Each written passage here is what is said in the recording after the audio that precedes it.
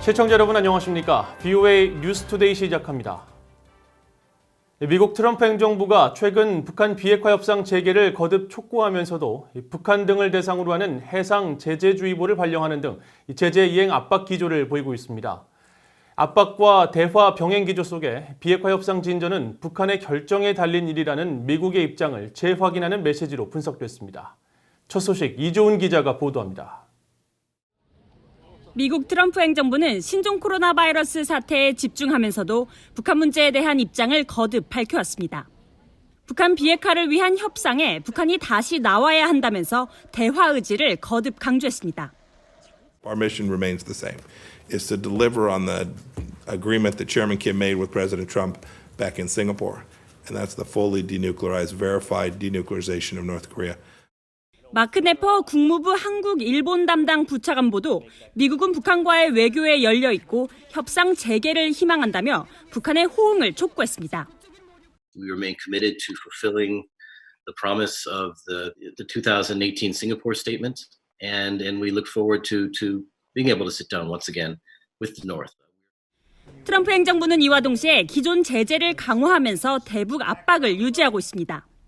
국무부와 재무부, 국토안보부 등 3개 부처는 14일 합동으로 북한 등의 불법 해상 활동과 관련한 해상 제재주의보를 발령했고 하루 전인 지난 13일에는 재무부가 대북 제재 대상과의 거래 금지 규정을 명문화해 민간 부문에 환기시키는 조치를 취했습니다.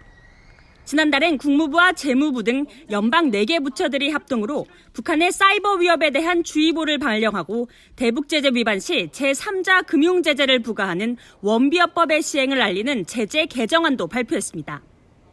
데이빗 맥스웰 민주주의재단 선임연구원은 이 같은 미국의 기조에 대해 핵 협상 진전과 책임 소재를 분명히 하기 위한 조치로 분석했습니다. 국제사회 압박 속에 북한의 협상 재개를 지속적으로 요구하면서 이를 거부하는 책임은 김정은에게 있다는 걸 알릴 수 있다는 겁니다. 전문가들은 특히 미국과 한국 등 국제사회는 북한의 제재 위반 행동을 용인할 수 없기 때문에 북한이 올바른 전략적 결정을 내릴 때까지 제재는 지속적으로 시행된다는 메시지를 보낸 것이라고 분석했습니다. VOA 뉴스 이존입니다. 지속되는 국제사회의 대북 제재 속에 북한은 여전히 수출 상품에 대한 홍보를 활발히 하고 있습니다.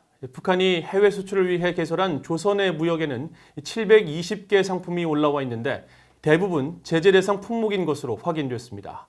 함지하 기자가 취재했습니다. 북한 당국이 운영하는 조선의 무역 웹사이트의 수출 상품 페이지입니다. 첫 페이지에 LED로 만든 각종 조명 제품들이 레드라는 이름으로 소개돼 있습니다. 삼천리 조명기술 무역회사가 만든 이 제품들은 소비 전력 등 구체적인 정보를 다른 나라들처럼 카탈로그 형태로 만들어 소개했습니다. 이들 제품들은 지난 며칠 사이에 새로 게시된 것으로 추정됩니다. 지난해까지 조선의 무역 수출 상품은 약 200개였지만 현재는 94개 회사가 만든 약 720개 제품이 올라와 있습니다. 조명 같은 전기 전자제품을 비롯해 의류와 식품, 건강 보조 제품, 화장품 등 종류도 다양합니다.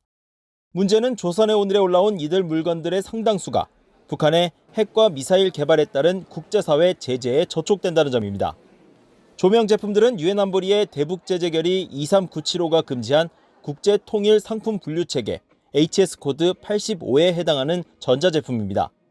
의류와 식품 등도 북한산 섬유와 모든 식료품을 다른 나라에 공급하거나 판매할 수 없도록 한 대북 결의 23715와 23755에 위배되는 품목입니다. 북한 경제 전문가인 윌리엄 브라운 미 조지타운대 교수는 상당수 품목들이 제재 대상이라고 확인하면서도 실제 운영은 이뤄지지 않는 일종의 보여주기식 홍보로 추정했습니다. 제재 대상 품목들인 만큼 해외 판매 가능성이 거의 없지만 각 회사나 담당자들은 평양 지도부에게 아무것도 하지 않는다는 인상을 주지 않아야 한다는 겁니다.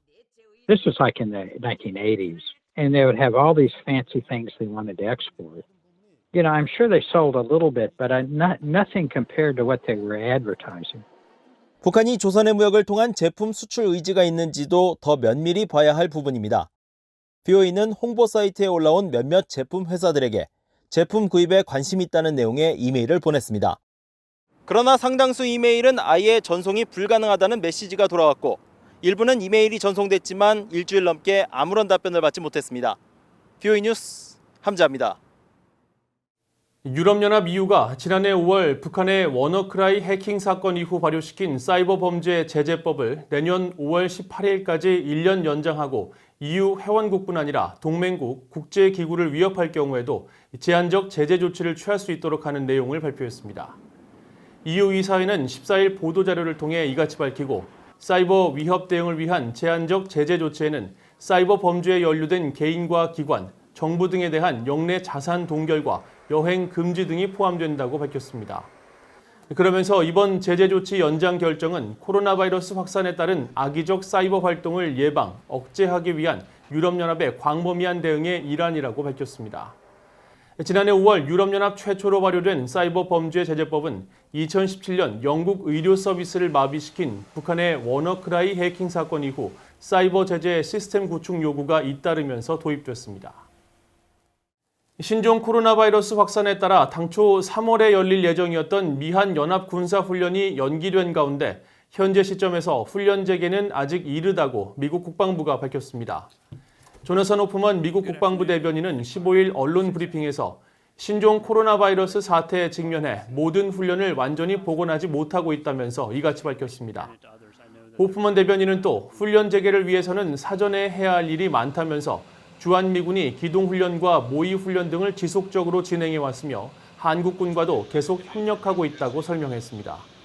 이어 북한 내 코로나 바이러스 확산 문제와 관련해 확진자가 한 명도 없다는 북한 측 주장에 의문을 제기하면서 코로나 바이러스가 없는 곳이 있다면 매우 이례적인 일이라고 해도 과언이 아닐 것이라고 말했습니다. 유엔 인권기구가 세계 가족의 날을 맞아 한국과 북한 양측에 이산가족 상봉과 연락이 이루어질 수 있도록 노력하라고 촉구했습니다. 유엔 인권 최고대표 사무소 서울사무소는 15일 자체 사회연결망 서비스 트위터를 통해 현재 생존해 있는 이산가족 가운데 65%가 80대 이상의 고령이라며 이산가족 만남과 편지 교환, 전화와 화상 연락 등을 통해 헤어진 가족들이 서로 연락할 수 있도록 노력할 것을 한국과 북한 모두에게 강력히 촉구했습니다. 재미 이산가족 상봉 추진위원회의 이차희 사무총장도 이날 VOA에 2000년 10만 명으로 추산됐던 재미 이산가족들의 90% 이상이 사망했다며 상봉을 위한 노력이 시급하다고 강조했습니다. 이상으로 VOA 뉴스투데이를 마칩니다. 시청해주신 여러분 고맙습니다.